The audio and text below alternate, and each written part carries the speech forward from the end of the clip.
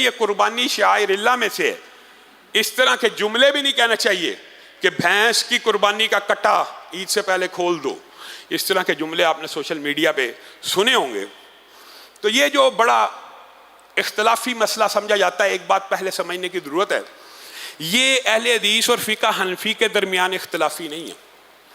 یہ بعض اہل حدیث علماء میں بھی اختلافی ہے اور بعض احناف کے علماء میں بھی اختلافی ہے. اختلاف کیا ہے؟ اختلاف یہ ہے کہ جی بھینس اور کٹا گائے کی جنس میں سے ہیں. جو اس کو حلال سمجھتے ہیں قربانی کے لیے، ان کا دعویٰ یہ ہے کہ بھینس اور کٹا گائے کی جنس میں سے ہے. یہ دلیل دینا ان کے اوپر واجب ہے.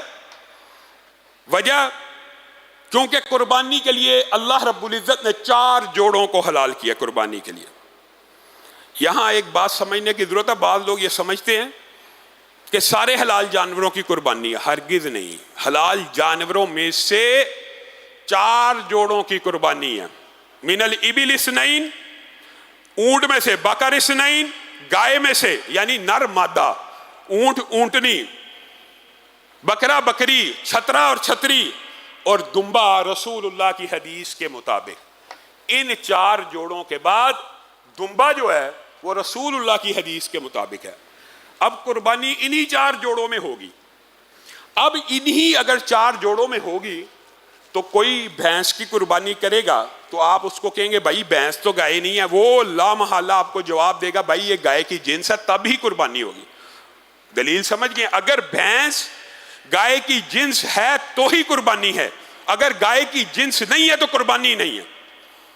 یہاں پہ ایک مسئلہ سمجھ لیجئے. سائنٹیفکلی، عقلی اور منطقی طور کے اوپر کسی جانور کی دوسرے جانور سے شکل ملنا یا صرف نام ملنا اس کو اس جانور کی جنس میں شامل نہیں کرتا. بھینس جی گائے کی جنس میں سے ہے. دلیل کیا؟ اس دور میں نہیں تھی عرب میں، لیکن اس کی شکل و شباہت گائے سے ملتی ہے تو اس لیے یہ اس کے ساتھ ہے. اس کے اوپر زکوٰۃ کا وہ حکم لگتا ہے جو گائے کے اوپر لگتا ہے، اس لیے وہ اس کی جنس میں سے ہے. یہ 2 دلیلیں ہیں جو دونوں دلیلیں اگرچہ علماء کی ہیں لیکن دوسرے علماء کے موقف کے مطابق یہ دلیلیں باطل ہیں. گائے اور بھینس کی جنس سائنٹیفکلی کروموزومز کے اعتبار سے بھی فرق ہے اور عقلی اور منطقی اور ظاہری طور پہ بھی فرق ہے. گائے کا بچہ 9 ماہ میں جنم دیتا ہے، بھینس کا بچہ 10-11 ماہ میں جنم دیتا ہے. بھینس کے سینگ بل کھاتے ہوتے ہیں. کبھی آپ نے گائے کے سینگ بل کھاتے ہوئے نہیں دیکھے ہوں گے. بھینس کیچڑ پسند، پانی پسند جانور ہے، گائے صفائی پسند جانور ہے. کبھی آپ گائے کو دریا میں یا کیچڑ میں لوٹ پوت ہوتے نہیں دیکھیں گے. بھینس کو آپ چھوڑیں سب سے پہلے کیچڑ میں جائے گی اور پانی میں جائے گی.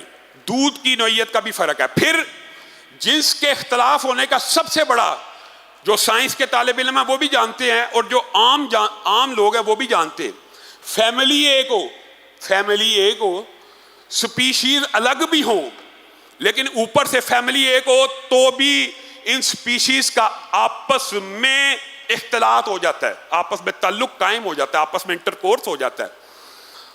آپ دیکھیں گدھا اور گھوڑا الگ الگ جنس ہے کہ نہیں؟ فیملی ایک ہے تو گدھا اور گھوڑا کا آپس میں ملاپ ہو جاتا ہے کیونکہ کروموزوم کا سٹرکچر ایسا کہ ملاپ ہو سکتا ہے. کوئی ذی شعور بندہ گھوڑے کو اور گدھے کو ایک جنس نہیں کہہ سکتا. الگ الگ جنسوں کے باوجود ملاپ ممکن ہے. اسی طرح زیبر ہے. اب یہاں پہ آپ بھینس کا اور گائے کا ملاپ کر کے دکھائیے، نہیں ہو سکتا. یعنی صرف جنس فرق نہیں ہے، فیملی بھی فرق ہے. اور اس فیملی کو بفلو کہا جاتا ہے. یہ جنگلی جانور ہے اور وہ پالتو جانور ہے. اس کو آپ حل میں جوت لیں گائے کو جتنے مرضی سال، بھینس کو جوت دیں. یعنی زمین آسمان کا فرق ہے. جو پہلی دلیل ہوگی کہ جنس میں سے ہے وہ عقلی منطقی طور پہ جنس میں سے نہیں ہے. پھر دوسری بات نام کا. جی بعض لوگوں نے اس کو نام سے کہا ہے کہ یہ بھی نوم من البقر ہے. اب آپ ایمانداری سے بتلائیے گا، زیبرا اس کو کیا کہتے ہیں عربی میں؟ حمار وحشی. حمار کیا نام ہے؟ حمار. کیا نام حمار ہونے سے زیبرا حرام ہو جائے گا؟